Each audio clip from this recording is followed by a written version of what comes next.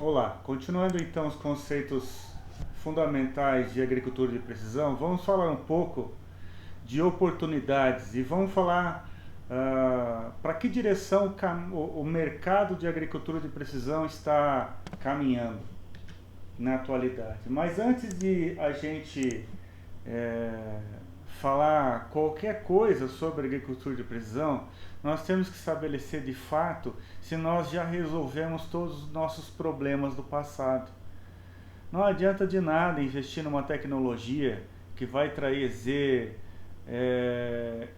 inovação, que vai trazer retorno econômico, mas se ainda a gente não estabeleceu a solução dos problemas da base do nosso processo de cultivo, né? Será que estamos fazendo a aplicação correta de insumos? Por exemplo, fazendo a aplicação de calcário. Estou fazendo a aplicação de calcário de uma maneira mais uniforme possível? Estou fazendo a aplicação de calcário para que esse calcário atinja a profundidade do perfil do solo? Estou fazendo adubação de plantio? Estou colocando fósforo no sulco de semeadura onde realmente está? Enfim, eu quero contextualizar que precisamos resolver os problemas básicos antes de dar um próximo passo de entrar na agricultura de precisão. Por exemplo, aqui como essa tela mostra, veja, uma data relativamente recente do meio do ano de 2019, mas essa matéria foi publicada numa revista agrícola de circulação. Observe-se, ainda hoje nós estamos trabalhando com conceitos de inoculação na soja. Dá para acreditar uma coisa dessa? Em 2020 ainda estamos vendo se compensa ou não inocular soja? É brincadeira isso? Então como é que esse agricultor que não trata os conceitos básicos da agricultura quer dar um próximo passo e entrar na agricultura de precisão? Cuide então do básico, estabeleça a solução dos problemas que nós temos facilmente para resolver hoje. O básico da fertilidade, o básico da condução da cultura. E aí sim, damos um próximo passo à agricultura de precisão. A agricultura de precisão no futuro não só vai trabalhar a questão da tecnologia aplicada ao campo, mas muitas vezes vai trazer a automação de diversos processos. E quem sabe, se a gente não continuar a destruir o ambiente, quem sabe teremos até robôs, mini robôs para fazer a polinização de culturas do campo, não é?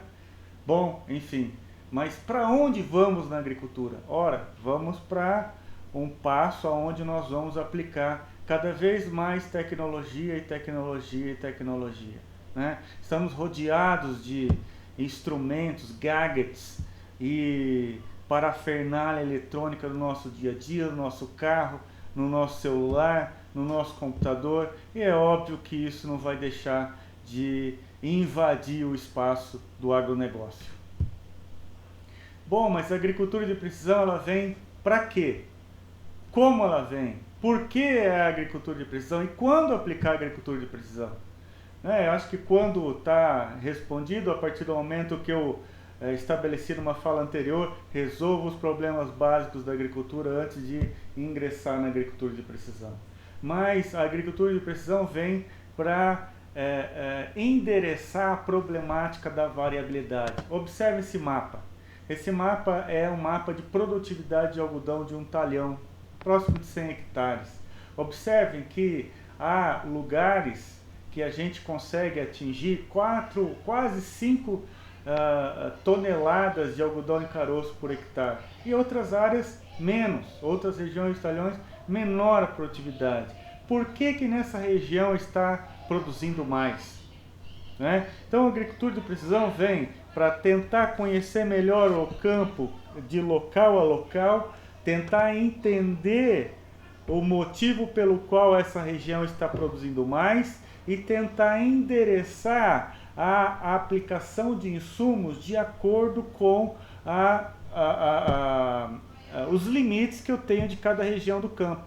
Ora, se a partir do momento que eu tenho, e o mapa de produtividade é uma grande ferramenta para a agricultura de precisão, já digo agora. Por quê? Porque o mapa de produtividade ele mostra uma radiografia da área. O mapa de produtividade ele não fala por que produziu mais ou menos, mas ele fala onde produziu mais ou menos. Então o mapa de produtividade é como se fosse um raio-x, ele mostra onde está quebrado, mas ele não vai falar o porquê que está quebrado. O porquê que está quebrado, e é aí que eu falo, né? Como fazer agricultura de precisão? Veja, agora eu já digo, se você quer fazer agricultura de precisão, você precisa ser um grande fitotecnista. Repito, um grande fitotecnista. Porque a agricultura de precisão é uma ferramenta aliada do fitotecnista, que vai ajudar a tomar as decisões mais assertivas durante o ciclo produtivo. Então, é uma ferramenta que, se a pessoa que está utilizando não tem conhecimento agronômico dos porquês, das razões, dos fatos, por que acontece isso ou aquilo dentro do ciclo produtivo, ele só vai ter um monte de parafernália eletrônica para levantar dado. Ele só vai ter um monte de gadgets na fazenda. Então, a agricultura de precisão, ela é um conjunto de ferramentas que vem para ajudar e muito o fitotecnista para tomar uma decisão em campo. Então, esse, por exemplo, é um mapa que mostra, olha, essa região do campo deu menos produtividade. Agora, por quê? Qual foi a razão? Foi menor fertilidade? Nem sempre é menor fertilidade. Há vários fatores influenciando a produtividade final. A cultura expressa a produtividade com uma somatória de fatores que interferem durante todo o ciclo de produção. E algodão ainda que fica próximo das 100, 180, 200 dias de campo, de ciclo produtivo, imagina o número de variáveis que pode afetar a cada um dos dias em que esse algodão ficou lá no campo durante o processo de crescimento. Retomo e repito e enfatizo, a agricultura de precisão é um ciclo de coleta de dados, interpretação dos dados e intervenção. Mas nada adianta coletar informação e interpretar se eu não agir. É só no momento da intervenção que eu consigo recuperar o dinheiro investido para a obtenção dos mapas e dados de campo e mais o processo de interpretação dessas informações. É na intervenção que eu consigo recuperar o dinheiro. E repito, nem sempre a agricultura de precisão almeja ou se alcança o aumento da produtividade. Muitas vezes, e na grande maioria das vezes, é com a funcionalidade da racionalização dos insumos. Existe uma demanda de mercado.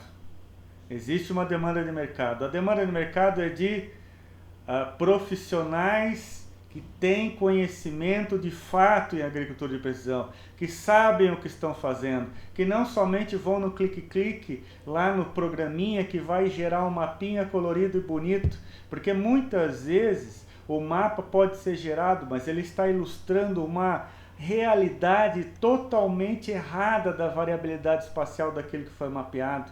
Ou seja, o mapa colorido ele pode ser colorido e bonitinho para o agricultor. O agricultor pode até não entender ao ponto de questionar você ou o tomador de decisão ou o conselheiro, o consultor. Ele pode até não entender ao ponto de questionar se aquele mapa está certo. Mas tenho certeza que o agricultor vai entender se funcionou ou não a sua tomada de decisão depois de 3 ciclos produtivos. Então já acabou a época de teste, já passou. Nós estamos mais de 20 anos, indo para passados de 20 anos de agricultura de precisão no Brasil desde o início lá.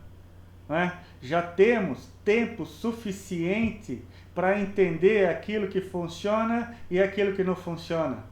Sabemos de que diversas técnicas estão sendo adotadas no campo justamente somente para alegrar o produtor naquele ciclo produtivo, mas veja, essas decisões tomadas para alegrar o produtor ou para mostrar trabalho, entre aspas, naquele ciclo para o produtor, se ele não tiver um forte embasamento técnico-científico, se o consultor não tiver conhecimento fitotécnico, esse consultor vai estar fora do mercado depois de um ciclo produtivo.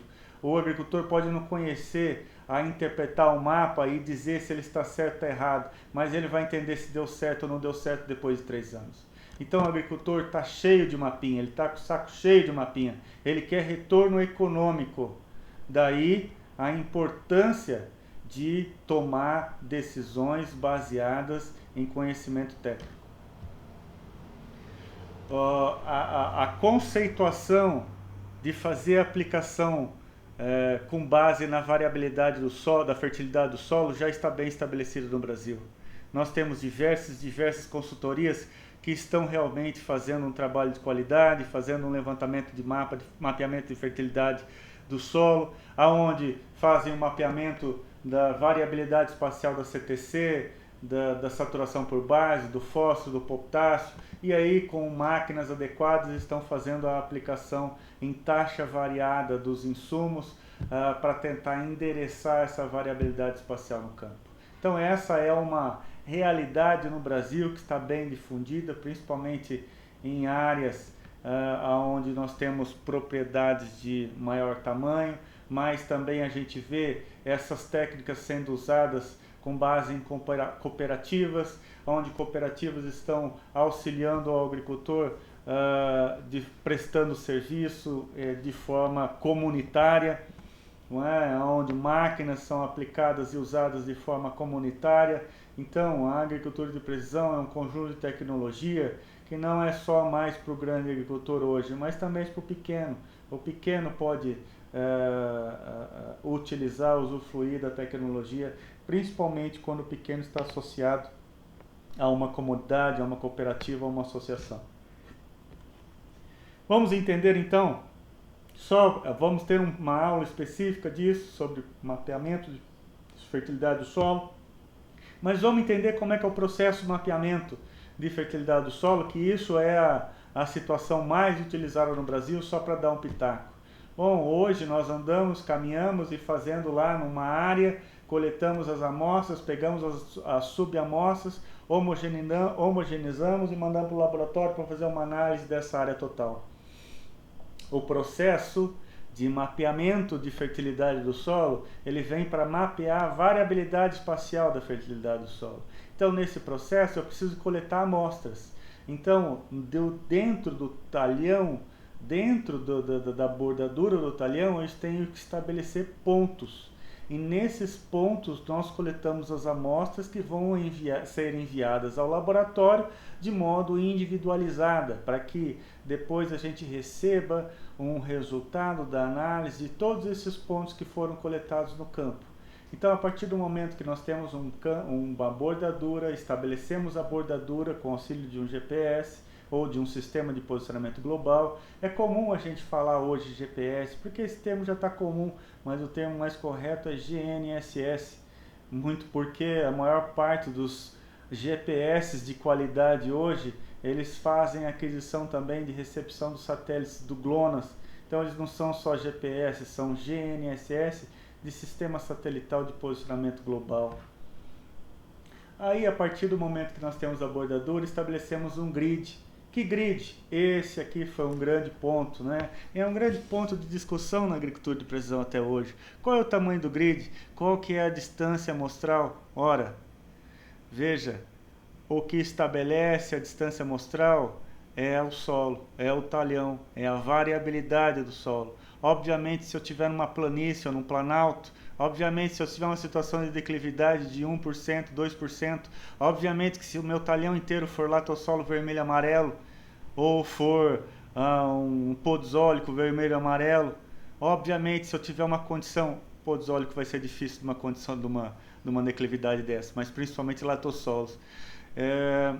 Então, nessas condições, eu não tenho homogeneidade, obviamente que eu posso aumentar a distância amostral. Para quanto?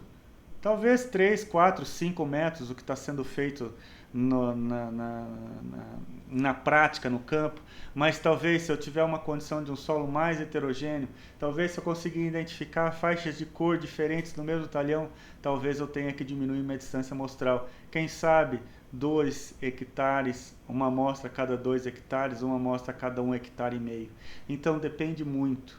Quem vai estabelecer e determinar regras da distância amostral mais adequada é uma visita técnica na área para fazer esse estabelecimento. Então, essa distância amostral ela precisa ser adequada de acordo com a variabilidade que a gente já encontra no campo.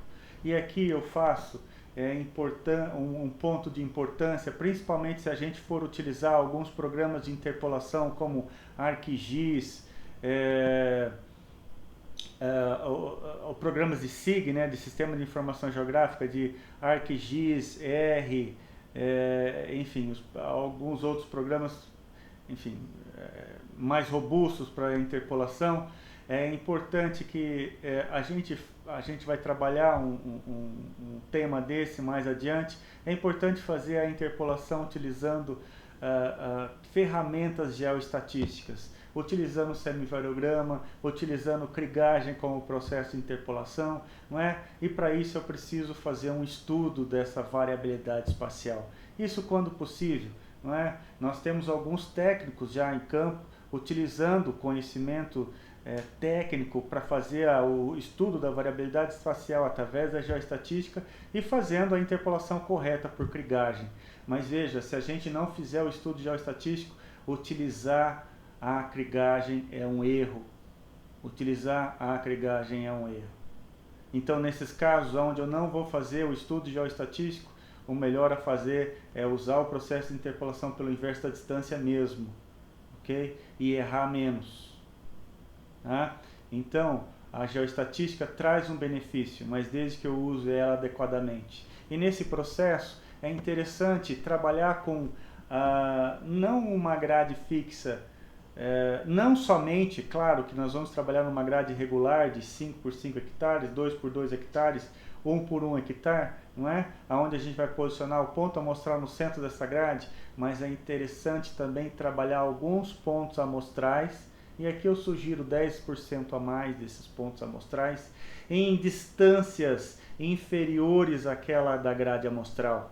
Metade, metade da metade, depois metade, metade da metade, no meio. Para quê? Para que assim eu consiga, se eu for utilizar a geoestatística, né? Que isso fique bem claro. E a gente vai voltar a falar disso mais no futuro. Então esse ponto é importante para que eu consiga estudar melhor a curta escala, para que eu consiga identificar a variabilidade espacial em uma distância menor do que aquela que é a distância amostral. Nesse sentido é importantíssimo tocar alguns pontos diferentes daquele da grade amostral. Tá? Então a partir do momento que nós definimos os pontos, veja aqui os pontos amostrais adicionais, ó. Posicionei um ponto adicional aqui, posicionei outro ponto adicional ali. Há alguns pontos para que eu consiga ter uma determinação da variabilidade amostral menor do que aquela da grade, do que aquela da malha definida. E a partir do momento que estabelecemos os pontos amostrais, caminhamos, pode ser com cavalo, a pé, pode ser com o que for, com trado, vamos até o ponto estabelecido, direcionado por um tablet, direcionado por um mesmo celular, não é? Ou mesmo um GPS de campo, um GPS de SIG, vamos até esses pontos amostrais, e aí nesses pontos amostrais coletamos subamostras, quantas forem necessárias dependendo da variabilidade, pelo menos 8, 10 subamostras, em um raio de 1 a 2 metros em volta do ponto amostral. É importante entender que estabelecer pontos amostrais aleatórios dentro da grade, depois tomar esses pontos como subamostras e aleatorizar ele por ponto amostral central e depois interpolar, ao meu ver é um erro técnico, ok? Ao meu ver é um erro. Eu posso interpolar a partir do momento que eu tenho informações pontuais. Se eu aleatorizei a subamostras dentro da grade inteira, então eu devo trabalhar com a grade inteira, pincelando a grade como aquele valor e não mais o ponto central. Só estabeleço a interpolação quando eu trabalho com pontos amostrais. E nesse sentido, devemos então coletar essas amostras, são enviadas para o laboratório e depois nós vamos construir mapas. Mapas interpolados por diversos processos. Há vários métodos de interpolação. Em uma aula, um tema futuro, a gente deve tratar sobre isso. E aí então fazer a aplicação do insumo, que nesse caso nós estamos vendo uma máquina, que é onde tem um depósito só com fósforo, outro depósito só com potássio, e veja que a máquina vai regular de maneira individualizada esses dois insumos para que haja uma mistura no suco de acordo com os mapas diferentes que foram mapeados dos teores desses nutrientes no solo. Então, veja que nós podemos, mesmo utilizando processos de mapeamento em campo, a gente tem que conhecer que nós vamos trabalhar com os mapas interpolados e esses mapas interpolados são levados ao computador do trator ou da máquina aplicadora, distribuidora, e essa máquina ela vai ter que entender esse mapa e fazer a alteração aqui do mecanismo dosador. Então a máquina vai entender a posição da máquina no campo, ler aquela informação de qual que é a quantidade que tem que aplicar daquele teor e fazer a variação do mecanismo dosador, e isso aplicando lá nesse caso era uma máquina que está fazendo a distribuição no suco para o plantio mecanizado de cana, mas poderia ser para uma outra cultura qualquer, enfim, que é só um exemplo. Então, como é o processo? Mas veja, o que se entende na prática, né? Se entende na prática que esse mapeamento de fertilidade, tomando vários pontos, eu tenho um aumento do custo amostral. E realmente isso é uma verdade. Por exemplo, se eu fizer uma grade de 2 hectares, 2,5 hectares, para 2.000 hectares, nós vamos ter 800 amostras. Há um custo aproximado de R$ 35 cada análise de solo, nós vamos ter um custo de R$ 28.000 só para análise do solo laboratório. Mas eu posso garantir que na maior parte das vezes esse custo ou esse investimento para a obtenção dos mapas, nós vamos conseguir recuperar na grande maioria das vezes na primeira aplicação. Mesmo porque numa próxima etapa não precisamos fazer todas as análises. Veja, o fósforo ele é pouco móvel. A partir do momento que a gente tenha o mapeamento desse ano, isso pode ser usado, esse fósforo, para 2, 3 anos a seguir, assim como uma vez que a gente mapeou o teor de argila, não é? Fizemos a textura do solo, e essa textura do solo não vai mudar. Tendências da agricultura de precisão. Tendências, então, como na agricultura de precisão precisamos levantar uma grande quantidade de dados, e muitas vezes esse levantamento tem um custo, como eu comentei aqui, é importante, então, estão sendo usados e aplicados cada vez mais sensores na agricultura de precisão. Só que é importante entender a qualidade desse sensor, porque muitas vezes a gente aplica um sensor, usa o sensor na máquina, mas a gente desconhece até onde vai o limite daquele sensor. Por exemplo, a resolução de leitura daquele sensor. Por exemplo, qual que é a qualidade da informação em relação à filtragem dos dados que esse sensor está coletando. Então, não é pelo fato que está sendo feita agricultura de precisão, que está sendo utilizado um sensor, que a gente deve acreditar naquela leitura que está sendo obtida do campo. Muitas vezes o fabricante não aplicou um sensor de qualidade e a gente acaba usando aquela informação como informação verídica, e nem sempre é uma realidade.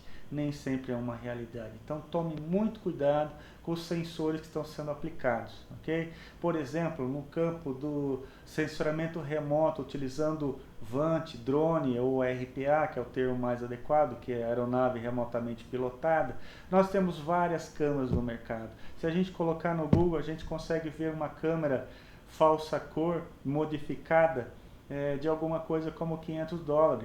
E a gente sabe que a qualidade desse dado é muito inferior a uma outra câmera específica que pega as bandas ou consegue gravar as bandas em separado.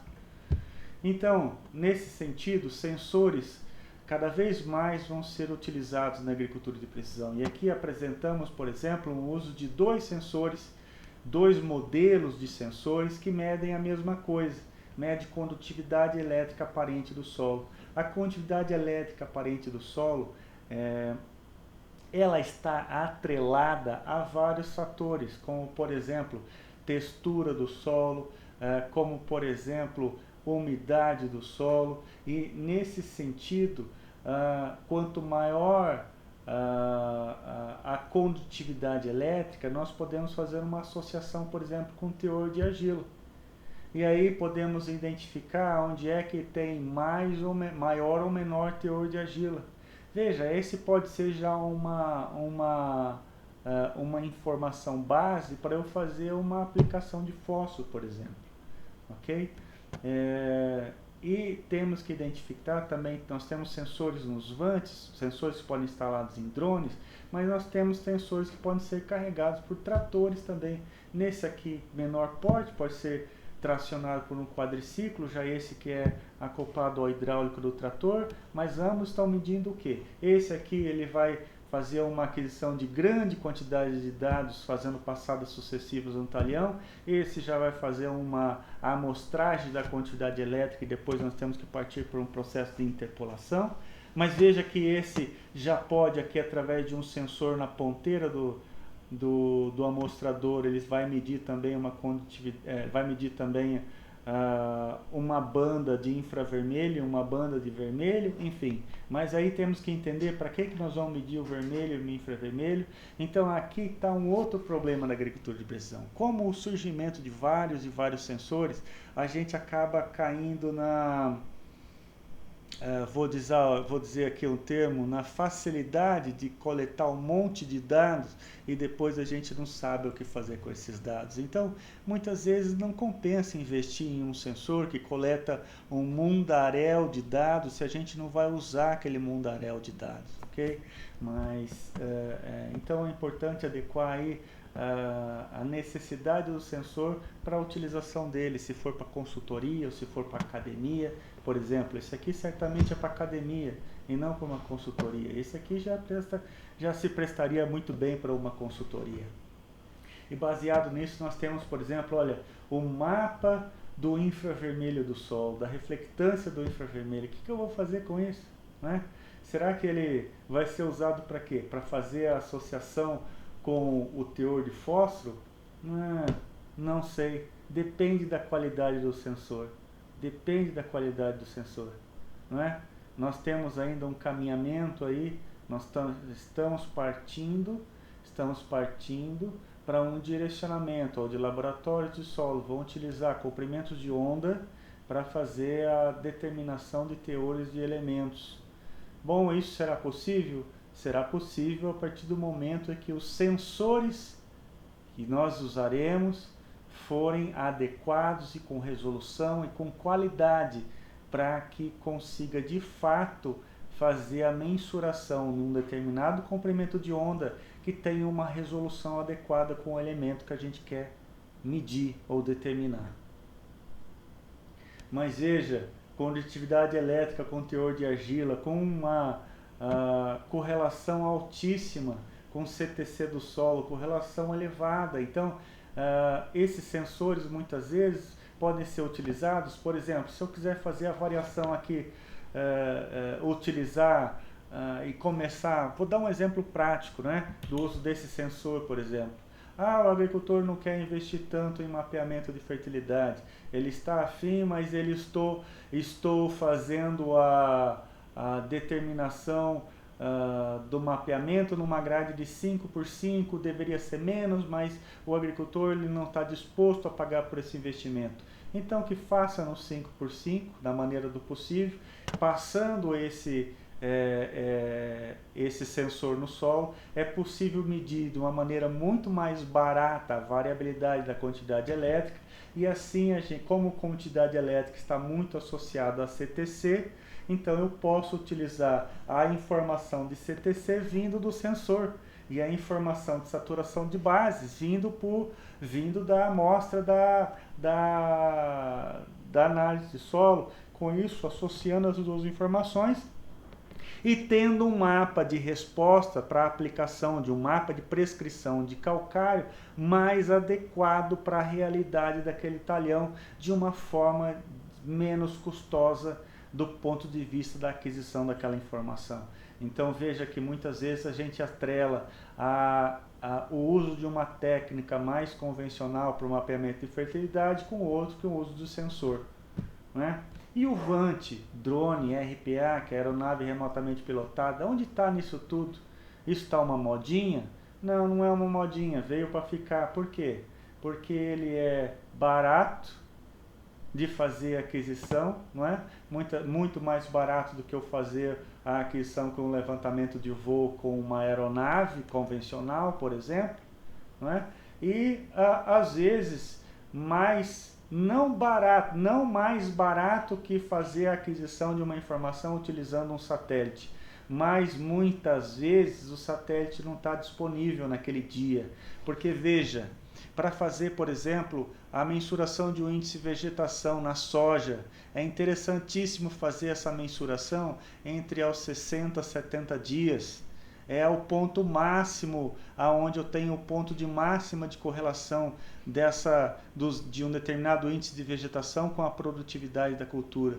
Mas pode ser que aos 60 dias do ciclo da cultura da soja que eu semeei, eu não tenho um satélite disponível para medir aquele talhão. Então está aí a vantagem do uso de um drone, o uso de um VANT para fazer a aquisição daquele dado.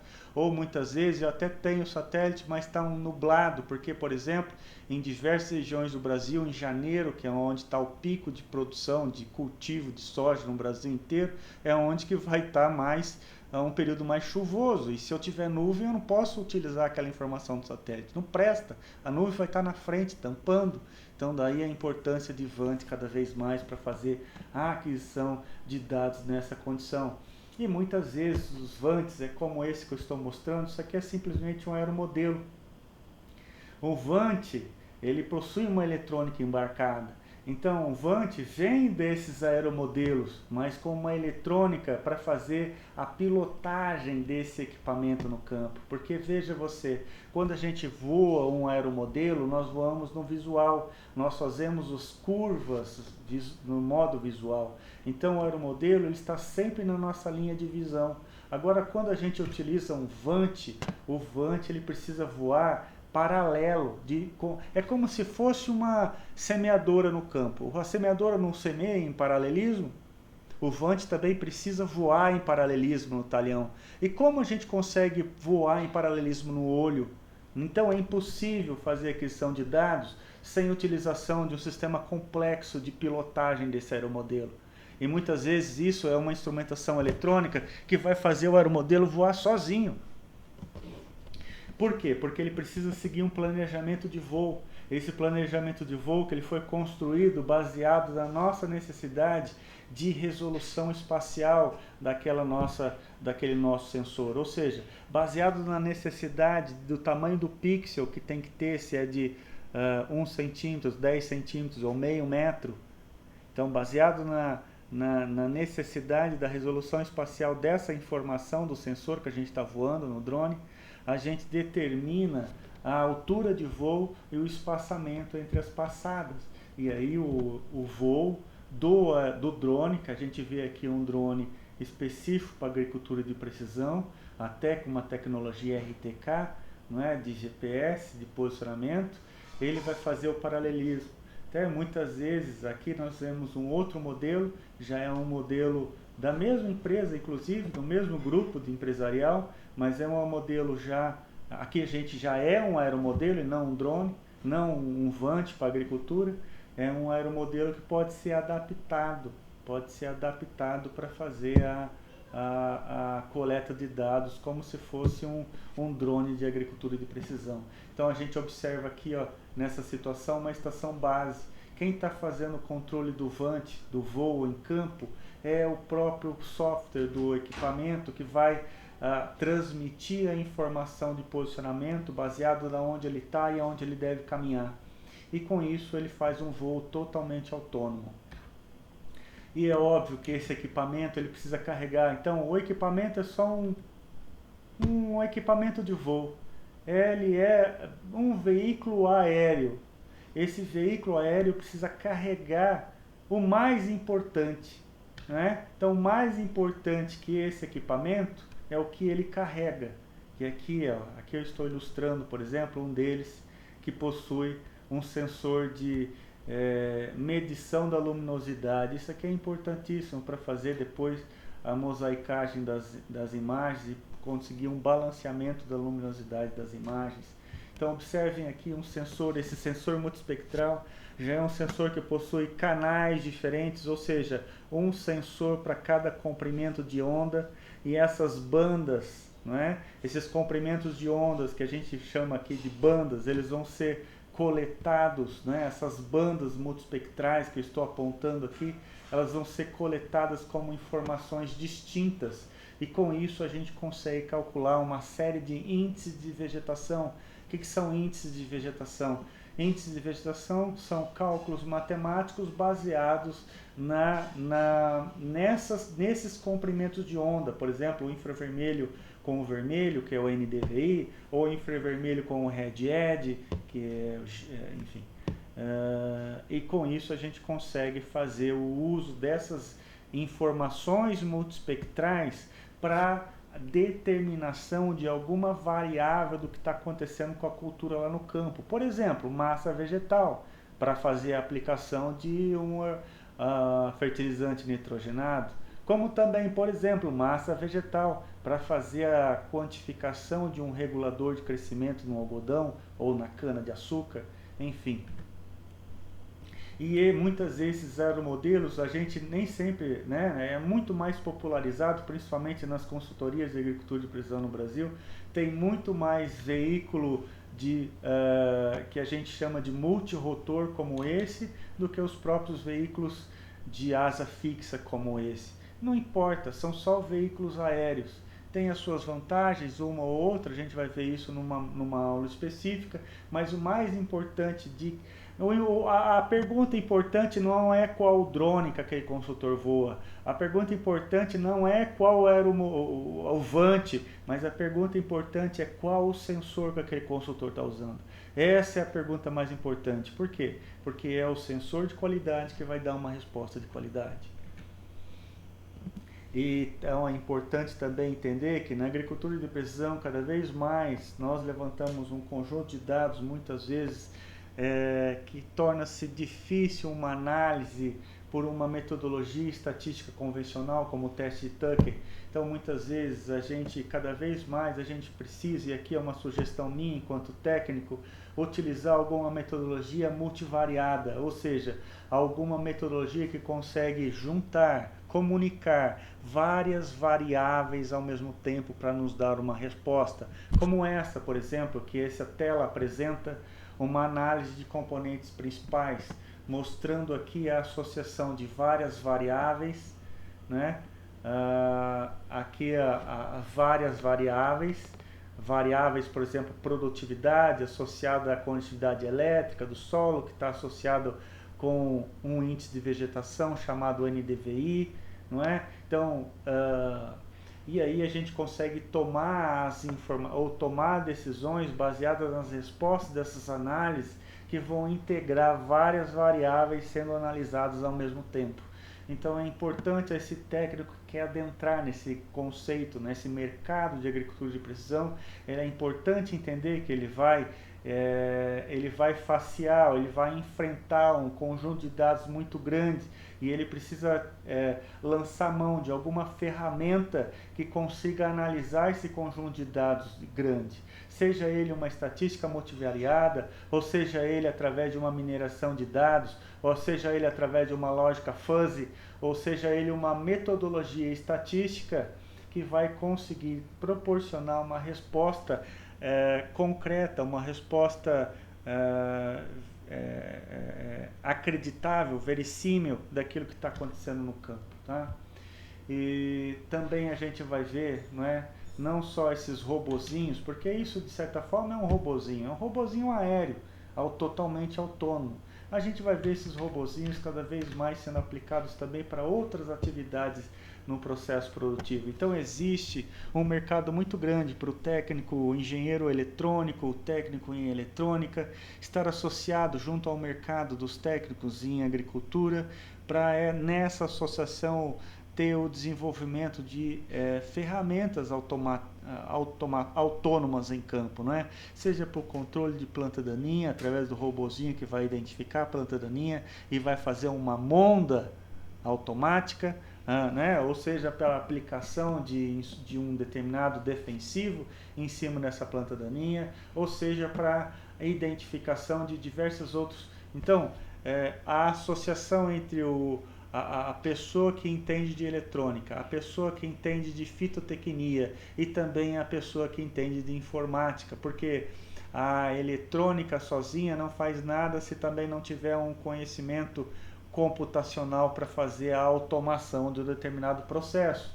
E nesse sentido, é possível conseguir várias aplicações, como esse, por exemplo, uma máquina adaptada junto com um sensor que lê um determinado índice de vegetação e a própria máquina faz já a aplicação do nitrogênio, seja da ureia ou um outro adubo nitrogenado, fazendo a alteração da dose no campo em tempo real, baseado em um mapa que ele vai, nesse caso, ele está fazendo leitura, a leitura em tempo real e fazendo a aplicação em tempo real, sem a intervenção de qualquer tomador de decisão, não é? A recomendação da quantidade de nitrogênio que deve ser aplicada, ele está dentro do algoritmo da máquina em campo, ou através de um consultor que também pode fazer essa leitura desse índice de vegetação, utilizando um satélite, utilizando um VANT, ou até mesmo utilizando um sensor proximal, mapeando isso, interpolando isso e fazendo a interpretação daquela informação de índice de vegetação e transformando aquela informação em quantidade ou em dose de nitrogênio por hectare. Então a saída do levantamento de grande quantidade de dados está atrelado ao sensor remoto. Está atrelado ao sensor remoto e muitas vezes é mais fácil, é mais barato lançar mão de um sensor remoto orbital, de um satélite, não é? Mas o que ocorre é que muitas vezes esse satélite não está disponível ou tem algum problema de nuvem que vai trazer problema para, por exemplo, como essa que está sendo ilustrada agora. Essa aqui é uma imagem não visível, a gente está vendo a lua, essa grande quantidade de nuvens que está sobre Chapadão do Sul naquele momento, e veja que essas nuvens atrapalham o cálculo do NDVI. Então aqui é um índice de vegetação, NDVI, a gente consegue ver aqui o verdinho dessa área sendo cultivada, esse verdinho da área sendo cultivada está sendo lida, mas o que há aqui debaixo desse vermelhidão? A gente não sabe. Então nessa condição não dá para fazer uso dessa imagem de satélite naquele dia. E muitas vezes eu preciso da imagem satélite ou de uma imagem multispectral naquele momento. Não é? E muitas vezes vem um período de chuva que chove, 2, 3, 5 dias consecutivos com nuvem no céu. Então daí a importância dos drones. Mas qual é o próximo passo da agricultura de precisão? Qual é o próximo passo? O próximo passo da agricultura de precisão, ou é um passo que já está em andamento, não digo como próximo, mas já em andamento, é o uso da automação, mineração de dados e principalmente machine learning, ou seja, a gente ensina o software o que é aquilo e partindo da nossa decisão e interpretação, a gente ensinando o programa a entender o que é aquilo, e ele vai saber de outro produtor que ele interpretou da forma dele, o outro produtor que interpretou daquela forma, e ele juntando tudo isso num banco de informações, num banco de conhecimento, vai chegar um momento que essa máquina consegue já identificar sozinha o que é aquilo, né? Como nesse caso, por exemplo, aqui nesse caso, deixa eu passar, como nesse caso aqui, por exemplo, olha só. Nesse caso, nós temos o uso da inteligência artificial para fazer o reconhecimento de plantas, e a partir do momento que essa máquina identifica que não é a planta da cultura comercial, ela identifica então como planta daninha. E aí vai fazer a pulverização, como a gente está vendo aqui, ó, a marcação dessas regiões mais em verde, significa que ele pulverizou somente onde ele identificou que ali havia uma planta daninha e não era a cultura comercial, portanto ele deveria controlar. Por exemplo, nessa condição aqui que a gente vê uma outra cultura, muito provavelmente algodão, se eu estou enxergando direito, e aqui ele vê como planta daninha. Por quê? Porque ele não está na linha. Por quê? Porque ele entendeu que aquela arquitetura foliar não é da cultura comercial, então ele deveria aplicar e aí faz a pulverização somente na onde está. Então essa é uma tecnologia, aqui já é pelo reconhecimento visual da planta, mas muitas vezes há um reconhecimento multispectral através do comprimento de onda e o índice de vegetação. Isso nós temos já em várias e várias propriedades rurais no Brasil. Aqui mesmo ao nosso redor nós temos 3 máquinas já utilizando tecnologia similar a essa, fazendo um reconhecimento de plantas daninhas. E onde isso é importante? Veja, é um grande mercado, totalmente aberto para fazer a aplicação em áreas onde nós temos plantas daninhas resistentes. Há um mercado totalmente aberto e muitas vezes eu mesmo, enquanto técnico, já ouvi diretamente do agricultor dizendo que ele pagou um investimento que custou quase que o mesmo preço do pulverizador autopropelido. Então veja, um pulverizador autopropelido que hoje custa alguma coisa entre 500 e 800 mil reais. Vamos dobrar esse valor só com uma instrumentação eletrônica embarcada, e esse investimento é pago para uma área em torno de 2.000, 3.000 hectares, e esse investimento sendo pago no primeiro ano de uso em função da economia de herbicida que foi utilizado somente na onde havia de fato planta daninha resistente. Então é um mercado novo, é um mercado que está em expansão e veio para ficar, não há mais volta a essa tecnologia. Veja aqui, olha, um conceito de agricultura de precisão já também no conceito de deposição, ou seja, se a cultura vai crescendo e a partir do momento que a cultura cresce, precisa de uma maior taxa de aplicação. Por quê? Porque ao aumentar a massa vegetal, a caixa d'água da planta precisa de mais água para cobrir a folha uniformemente. Então, baseado nesse pressuposto, quanto maior a massa vegetal, maior a quantidade de água que nós temos que colocar na cauda de pulverização. Nesse sentido, nós podemos usar um índice de vegetação que mede, que está correlacionado com a massa vegetal, e assim eu posso fazer a adequação da deposição de acordo com a minha necessidade e com a arquitetura foliar da planta naquele momento. Mas será que isso vira mesmo? Olha só essa condição.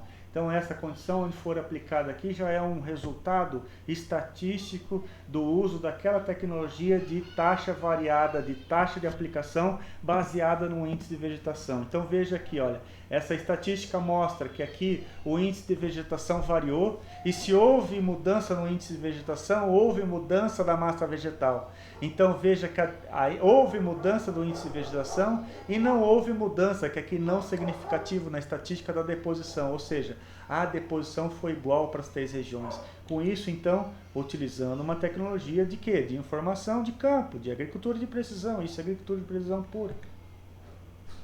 E também temos uma vertente da agricultura de precisão caminhando no uso de câmara termal. Veja aqui, aqui é um exemplo de uma câmara termal mostrando o cachorro, aqui é o cachorro, não é?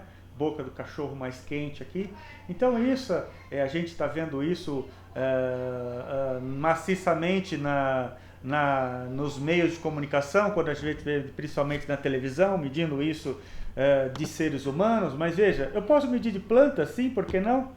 Aonde a planta está com maior calor aqui, uma maior temperatura da planta, muito provavelmente a fisiologia daquela planta está sendo afetada. Por quê? Porque a temperatura afeta diretamente a atividade fisiológica da planta. E se a atividade fisiológica da planta for prejudicada em algum momento, isso vem a influenciar a produtividade daquela cultura.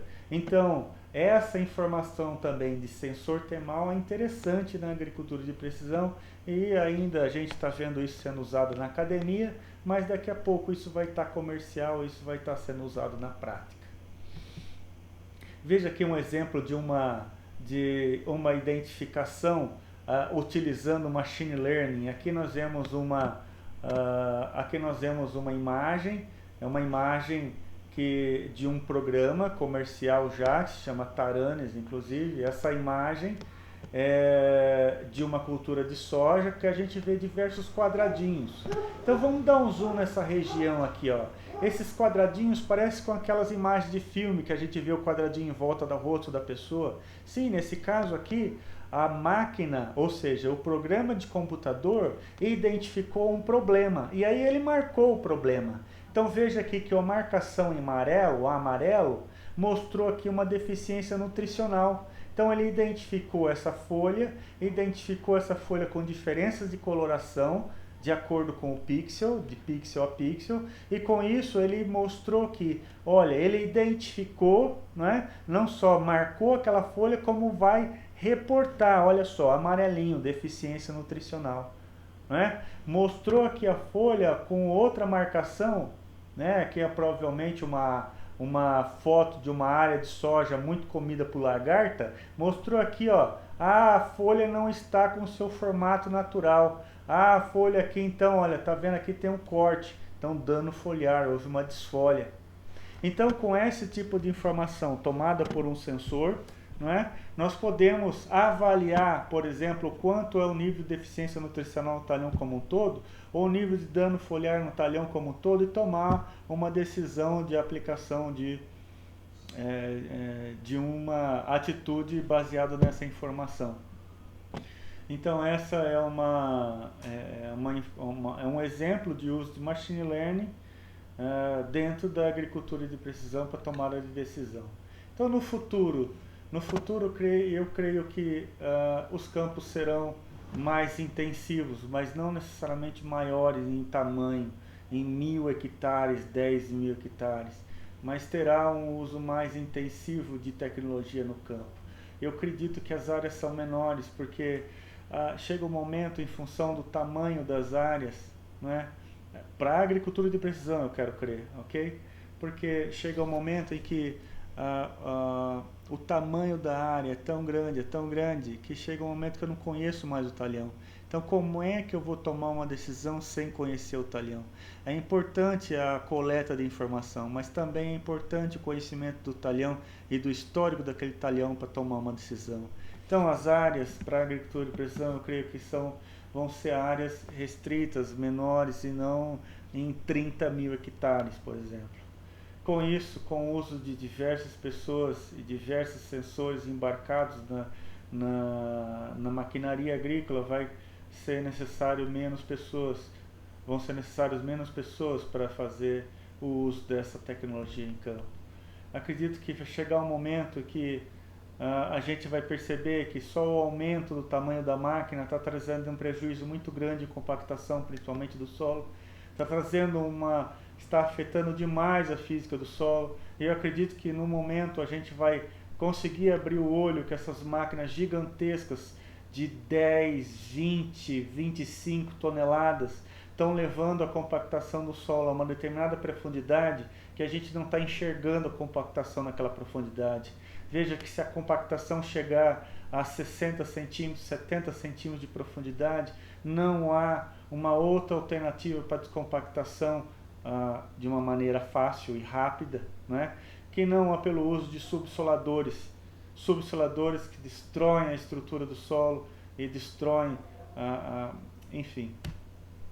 Então, com isso, eu acredito que a gente vai entender que essas máquinas gigantescas, né, que a gente está usando cada vez mais, está trazendo prejuízo de compactação.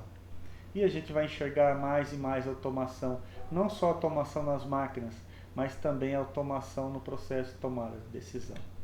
Então, com isso, quais são as demandas atuais do mercado de AP?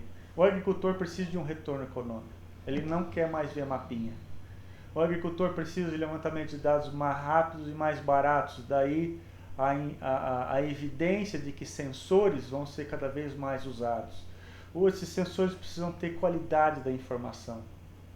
A informação que a gente coleta precisa ter qualidade. Caso contrário, a informação ruim vai levar a uma decisão ruim e aí vai levar a um processo de tomada de interferir no processo produtivo de uma maneira errônea, que vai trazer um prejuízo maior do que se não tivesse feito nada. A gente vai precisar e vai ver cada vez mais de automação de processos decisórios, muitas vezes tomados por máquina, por machine learning. E a gente precisa ter uma integração ainda maior das plataformas. Ainda nós estamos vendo bandeiras levantadas de determinados fabricantes. Ainda a gente precisa de maior comunicação entre os fabricantes. Ainda a gente precisa ver mapas sendo mapeados por equipamento de fulano de tal e levando lá para o ciclano, não é? Para o programa do ciclano. Ainda esses equipamentos estão trabalhando de maneira individualizada e nós precisamos de maior integração entre as plataformas. Vamos ver cada vez mais machine learning para a agricultura de precisão. E vai chegar um momento que a gente vai conseguir fazer uma predição. O nosso banco de dados de conhecimento agronômico vai ser tão grande que aí a gente vai começar a fazer predição de decisão baseado, né, em informações já coletadas. Com isso eu agradeço. Até a próxima.